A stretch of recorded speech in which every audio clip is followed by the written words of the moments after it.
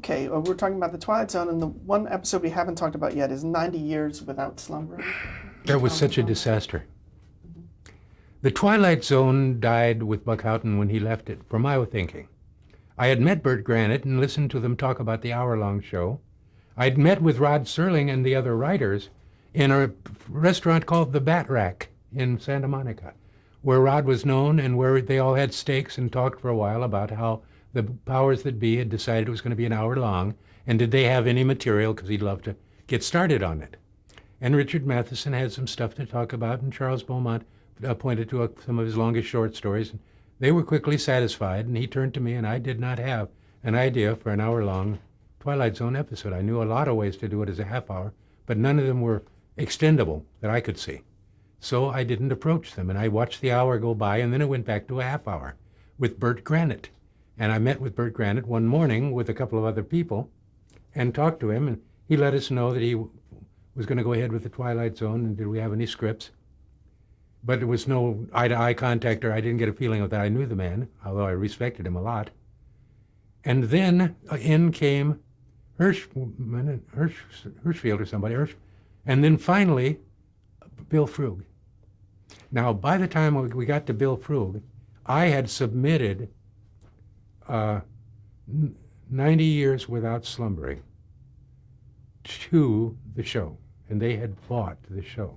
And then Bill Frug had been appointed to go ahead with it, and he had bought this story. So he hired a writer of his named Richard DeRoy and gave him the story and turned him loose to write the script. Broke my heart that Bill Frug wouldn't use one of the older writers established would bring in his friends. Well, I thought that's how I read it.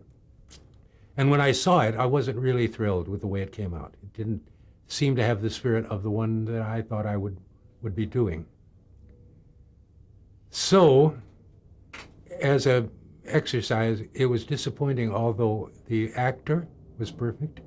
Everything about it was absolutely perfect, in my view, except the storyline, which to me was, in many ways, I felt obvious. I wouldn't have done it that way. I would have found a cleverer way to do it. That's been done 1,000 times to get that effect. Those speeches don't sound real to me. You know, she wouldn't say that kind of feeling as I was watching it happen. So that I actually was tempted to take my name off of it. I had a pseudonym registered with the Guild. I'd taken it off the back of a magazine. It was called Johnson Smith. It had enough Johnson in it to be identifiable, and it had enough anonymity in it with the Smith. And it's the name of a gag company, a company that sells gag toys.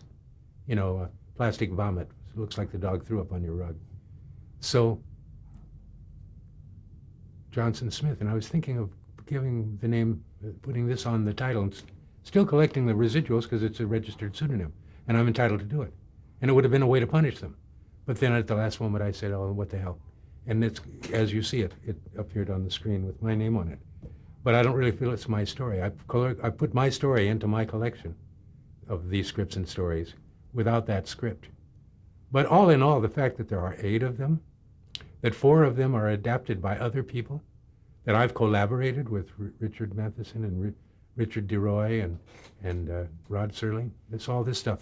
What the main thing I got out of that whole period, personally, as a would-be writer, was I got, in going to that studio and dressing the part, Joe College, not wearing a tie when everybody else was wearing a tie, moccasins and not those lace-up shoes, just break the thing a little bit and go around and pretend to be educated, and they won't suspect you, and they'll never get wise, and they won't understand that if you type it with this regular typewriter, number 10 pica, and you use these kind of margins on it, and that's exactly the way Ernest Hemingway does it, and that's the way John Steinbeck does it, and they can open up a page in the middle and they won't know whether Steinbeck wrote this or Hemingway or George. They'll have to read the story to find out if it's a good story, but they can't tell. And there's a certain anonymity in that. I don't need a certificate on the wall that says you're a screenwriter. All I need to do is to sell a screenplay. And then I am a screenwriter. There's one episode that I forgot to mention, which was The Prime Mover. It was the one with Buddy Ebsen. Any remembrances about that? Charles Beaumont was a very, very good friend, and He was my leader. I learned an awful lot about a lot of things from Charles, and I checked almost every idea I had about him, and I sort of played Tonto to his Lone Ranger on every opportunity I got, and I tried to be selfless and not use him in any way to get ahead, because I could ask him to help me and he would, but then that would be that relationship. And I want this relationship that I don't owe him a nickel. He's never given me a hand up. I've never used my association with him. I've never tried to, talk to his agent and get him to be my agent, although I've met and talked with his agent a lot of times. And the agent knows I'm a writer, and the agent knows that if I would say, would you represent me, he would, but I don't do that. And Rod Serling, I don't try to pitch him a story in his damn living room. I don't try to use my weight with him. It comes in from left field. He says yes to it. I don't feel guilty. Charles Beaumont is my dear friend. Well, my dear friend started to lose his wits. He started to mispronounce words. He started to laugh foolishly in the wrong places. He started to become tired too quickly. He started to become weepy, just suddenly get morose. And he was drinking too much. And I thought he was growing alcoholic, and so did most of his friends, unaware, as we were at the time, that he was an addict to bromo seltzer, and had been since he was a young boy, and that's what made him 10 years older than us, the calcification that goes on as this thing ages you quickly, so that in his late 30s, this guy was physically in his 70s, 60s and 70s. And so his teeth were made of chalk, he was falling apart, and his mind was going, and he was overwhelmed by things. I once went with him to a Richard Diamond thing. We talked about some story ideas. I told him what I thought would work. He went through it with me. Okay, yeah, let's go in, but you'll have to come into the meeting with me. Let's stop at the Formosa first and have a drink. Okay, we have a drink. Then we go and we talk, and he introduces himself. I watch the slick way he gets us past the gates and through the secretary up into the office, and we sit down to talk to two guys who want to know what ideas we have. So he sort of turns it over to me, and I pitch his story for him. And they say, that sounds very good, Charles. Can you do that? Yeah, I'll do that for you. So, okay, that's a deal. Let's go. And out we went. And then that night, he called me up, and he was, again, morose, tearful. He couldn't remember the story. George, I can't remember it. Well, how did the story go? Well, Richard Diamond is this, and it's got to do with pharmaceuticals and age dating and this and that. And I'm telling him the facts. Yeah. And then a sense of, he never did go ahead and finish that script. But some scripts he did finish, and he finished them by farming them out. To me, to others who had an idea. I had to pitch the idea to him, and even in his broken up state. I remember Wanted Dead or Alive, an episode. I'm leading up to this, but I'm getting there. In this Wanted Dead or Alive, I had read about Brigham's angels.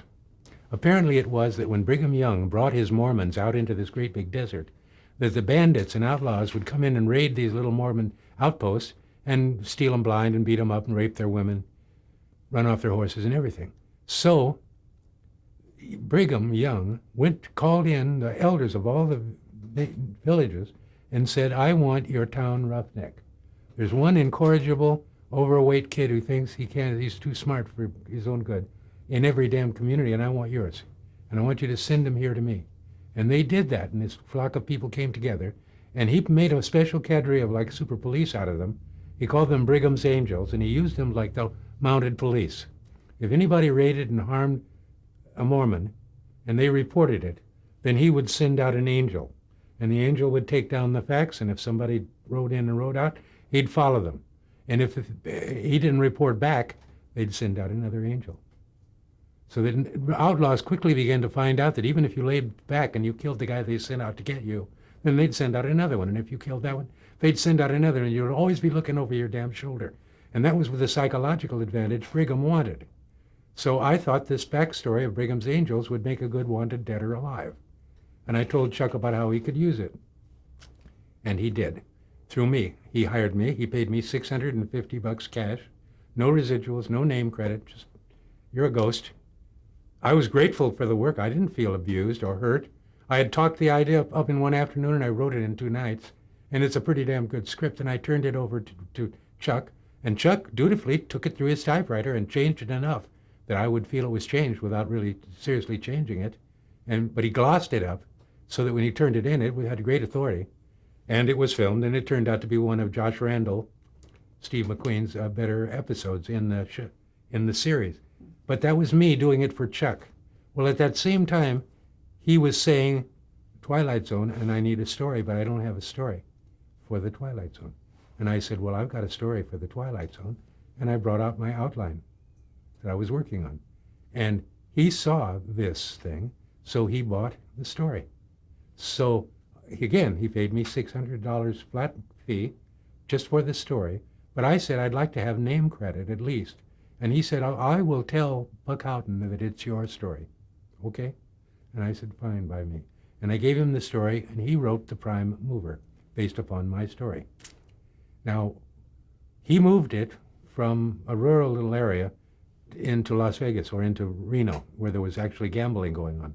But I thought of traveling a poker game in any small town against the law, but they have them. And so it could play the way I had written it, but he modified it here and there. And it turned out well, and I think I went on the set and watched Dane Clark and Buddy Ebsen, because I was a Dane Clark fan. And Buddy Ebsen, was one of those icons. To have Buddy Ebsen in a film of yours was to know that that film would be part of his historiography, whatever the hell you would call it. So my ability, though, to take meetings, to talk a story conference, to take a man's time and to briefly tell him the bones of a story, and then maybe take the thing apart and tell him an entire scene, detail by detail, the ability to act it out, the ability to take cues from him, the ability to take his idea and jump on top of it and ride his idea to the higher level and jockey back and forth. I learned that from Charles Beaumont, from William F. Nolan, from John Tomerlin, from many of my friends, because that was our chief recreation, was to sit and talk clever ideas. And what if he did this? Wouldn't that make an interesting story? Well, yes, it would. I remember talking with Jerry at Seoul at great length about his idea of the shrunken submarine that goes down into the veins. Well, you take this shrunken man, and you could turn him loose inside of a stopwatch. Now, if he was inside of a stopwatch, that size, with that much power, could he stop that watch? Could he get it started? If that was a magical watch of some kind or some very important thing, and you needed to shrink a guy down to climb inside of a watch and begin to move and to talk about a thing like that realistically and start to detail what could he do, what happens to him then, and then how does he do this, and scientifically to show it. It's like the incredible shrinking man, and suddenly how do you get up on a chair? How do you even think about a chair? And a spider is a deadly now, not just an annoyance. So I would talk with them about any idea that came to my mind, and new ideas come in every day. There's a new way of... I'm writing a short story now called Hiela the Sorceress. I'll make up a story. The oracles of Delphi, rich kings would come to the oracle, and they would ask the oracle to answer a question. They would bring a serious question there. They would give him great money.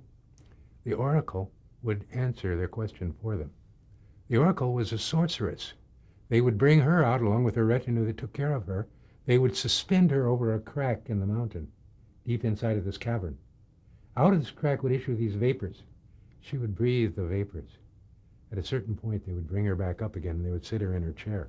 And you could say to her, here is my problem. What happens now? And she would tell you, because she would have absolute clarity, because she could foresee the future, all because of this stuff on the ground, Now, what if that crust of that lip of that stone were broken off? What if it were taken to a crucible and cast into the form of an amulet?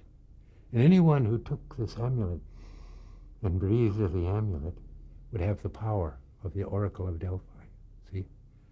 But if you breathe it, it makes you old, because wisdom and old are tied together, and by opening yourself to the goddess, you receive this wisdom, see? And I had a whole mythology built up around what happened in Phoenicia before the Greeks. How did the Greeks just come out of nowhere and they got these beautiful damn buildings? And the Phoenicians were the traders of the world. And they kept it an in-house secret for 1,200 years.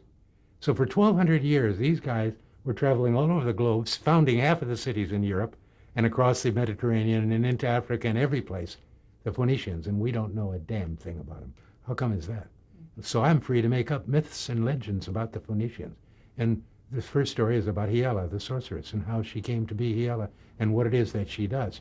Now, so far, there's no magic to it other than the ability, that strange ability to foresee the future. But that's a Twilight Zone idea, to have some vapor that you breathe, and now it's, instead of Dr. Jekyll and Mr. Hyde, now it's to foretell the future. I wanted to talk about some of the other shows that you were doing around this time in episodic television. You mentioned a Route 66. Well, I had this wonderful agent named Ben F. Conway, and he realized that he was keeping me sort of semi-busy, and he was sending me around to meetings. And the reason he said he was sending me around to the meetings is because in order to survive in this business, I needed a tripod. Because what happens when the Twilight Zone is gone? You need to do a Alfred Hitchcock Presents, because it's the same kind of a story, but it doesn't have that strangeness in it. But I'm not interested in a story unless it's got the strangeness in it. It's all sort of prosaic to me. I'll write you some outlines, but I may have a meeting over there, and nothing happens. My heart isn't in it. Okay, well then, we'll take you over to Route 66. Okay, I go to Route 66. It's about two kids who are on their way to growing up. They get stopped in places, things happen to them. So I dream up a situation out of a story I read. In the story, it was a news report that a Chinese had appeared in a Hong Kong casino with two suitcases. One of them was stuffed to the brim with money. One of them was empty. This man had come here with all of this money to gamble in this casino, and he would leave when those two suitcases were full. Until then, he wouldn't leave. He would just gamble this money away. Well, when they're both empty, then what about that? Well, he doesn't contemplate that. The laws of averages or whatever. And I thought that's very interesting, that you go into a gambling place and your objective is to take one suitcase and turn it into two. So that was just the beginning of an idea, and then another idea and another. And before long, I had a good story for them to take.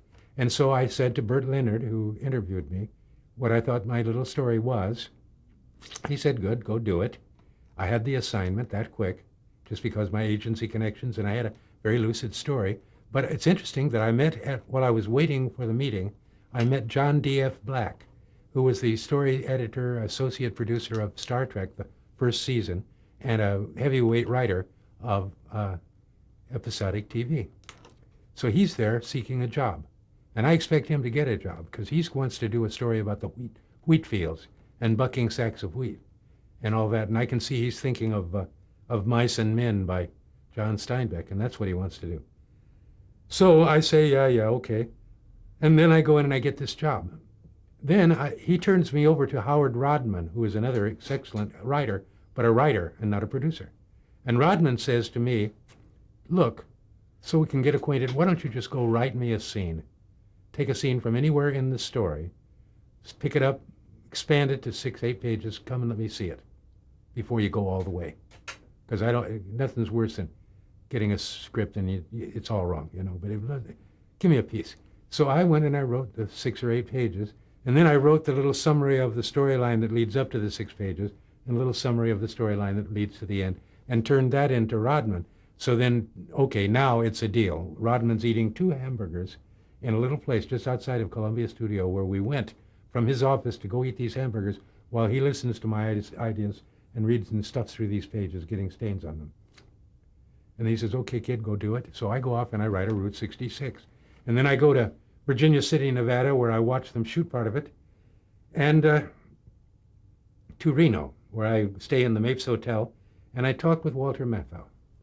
Matthau, it turns out, is playing the role of a gambler, the town gambler. Well, it turns out that Matthau is a gambler. The reason that he knows he's got this part nailed is because that is him, that character. That he's in debt to the people in Jersey. He owes them money.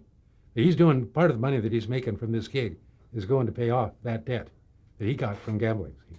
And so I'm sitting to this young Walter Matthau, fallen into the guise of the character in my story, telling me about his gambling stuff. He's just getting his character together, but he's doing his character on me.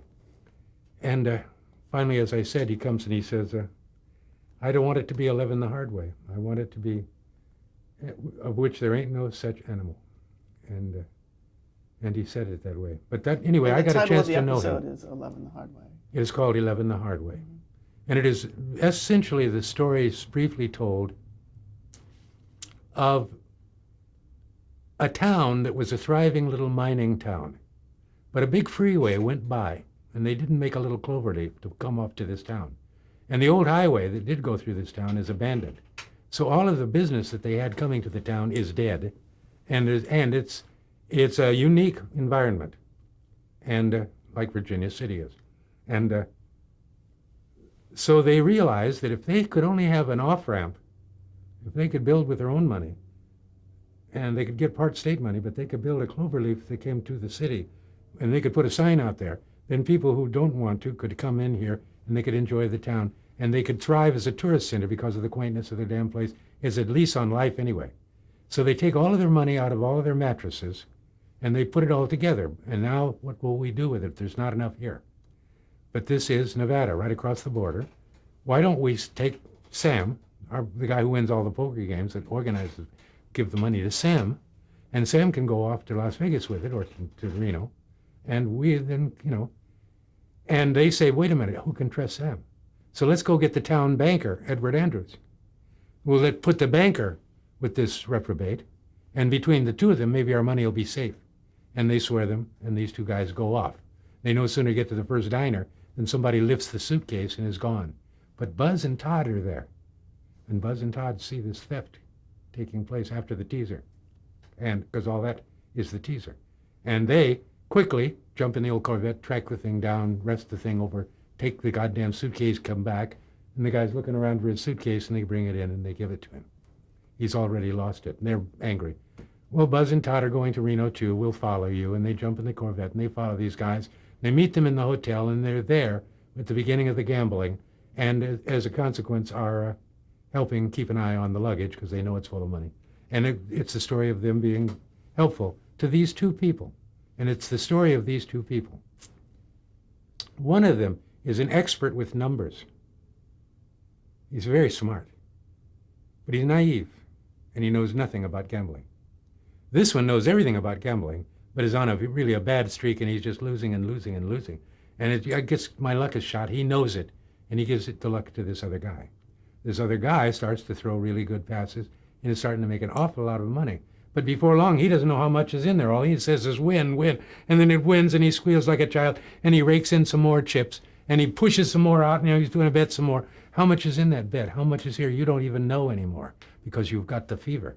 So the old hand has to talk the other guy into some wisdom, and along are Buzz and Todd and some outsiders aware of what's going on who are trying to get the money. And it was a hodgepodgey little kind of a plot in which the boys get to rescue these two bumblers as they come to realize that they absolutely need each other, that it requires both talents, and that the one that you would expect to be the most venial and given to crookedness and unreliable and untrustworthy is much more trustworthy than the guy that makes his living by being Mr. Virtue.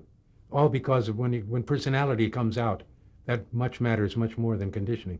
And all that stuff is very, very insightful stuff, and I think it's a very good episode. But if you say to me, well, George, you're an artist, what is it that you're trying to say? An artist should say what he wants to say. They shouldn't be able to interfere with him. A guy gets his hand cut off, he grows another hand. The hand grows another man. What am I trying to say? That man has got more possibilities here than meets the eye? That it is possible perhaps to start to regrow our members? That if we knew just what drug or chemical or thing, because somewhere out in the world, we talk about this thing called providence, but providentially, anything that man needs is out there. Does he need a cure for cancer? It's in a plant, or it's in a butterfly, or it's in a swamp. Go out there, you will find it. It's there because providence, it has been provided. Anything we could conceivably need is here. Else we would not have been here for thousands and hundreds of thousands of years. I wanted to ask you about another one of those episodes that you did, freelance. It's the series The Law and Mr. Jones. Yeah, I love that show. It's one of my best television scripts that I've ever written. It's about the right to say no. It's the right to hold an unpopular opinion. The right to make a damn fool of yourself. The right to be absolutely dreadfully wrong and to get away with it and not have anybody shut you up just because what you're saying is absolutely foolish. And it's all about that, right? The right to hold a free opinion, the right to free expression, Freedom of expression is what they call it in the Writers Guild. And oftentimes people do not have freedom of expression. they are punished for what they say. So I'd contrived a situation where a boy is punished by his teacher because he's not giving her the textbook answer. He's giving her the one that makes sense to him. And he's incorrigible this way. He won't stop doing that. And he disrupts order and everything because he always goes off in these tangents because he doesn't see the world the way the other people see the world, although he's justified. In this particular case, they're talking about the Battle of the Little Bighorn, and who is the hero? Is it Custer, who comes in and drives the Indians out and saves the settlers? Or is it the Indians, because the settlers had no right to be there in the first place, according to treaty? But we had to protect them once they were there. Yeah, but they didn't have any right to be there. Why didn't you arrest them? And he's talking logic and morality in a situation where the United States behaved hideously. And it's all very simplified in arguing this. But Mr. Jones is his friend, this lawyer, played by Whitmore, James Whitmore. And he's very into civil liberties, the first 10 amendments. And this is the right to say no, the right to disagree, the right to dissent, they call it. And this boy is dissenting. And he does it in such a pathetically interesting way, as he is treated almost as a ward of this lawyer who comes to the school to help him to argue his case and finds he isn't needed, that the boy understands very well what it is that he represents, that he's playing more of an umpire or a referee. But as one person later wrote in a fanzine, it's a lovely story, but it's very forgettable because it is so of its era and so mundane. Because if a lawyer today went to a school with a kid like this to talk for him, he'd be arrested for child molesting right away, just because of the whole change of the temper of our times, that a guy can't be friends with a lawyer and bring him to school as his character reference, to protect him. Can you talk about Mr. Novak that you did? Yeah. There's this boy. He's grown to be a teenage kid, and he's convinced that his parents are not his real parents. They're ordinary as hell. They have not a new thought in their damned heads. She's always shuffling around in those house slippers. He's always drinking that damn beer, and they don't know shit. And he's ashamed when he brings a friend around that people will think that he, splendid young colt of a fellow that he is, could come from such people. And so he is a highbrow, and he joins the debating society in high school, and he's quite good at it. And his debating society is now going to go out of town, by Mr. Novak, the school teacher, played by James Novak, but played by James Franciscus. James Franciscus. And Franciscus is this nice, handsome young man. And he's a straight, square school teacher, and he's taken this classroom of kids off to this hotel in a strange town for them to be overnight to debate these other students in this high school as part of an intramural thing that they've set up in the state. And so now he does it. But as this kid is riding along in this bus, he's never been down this highway before, he's never been out of this town before, but he's beginning to recognize landmarks. Around this corner, there's going to be an old stone mill. In this part of the country, are you crazy? My God, there it is, the old mill. What is going on in this head? And all the way, he's got this theme going that he was born of kings and angels, and that if he could find his real parents, his father must be a king and his mother must be an angel. And she must somehow have all this marvelous stuff going for her. Okay, we're going to have to stop there.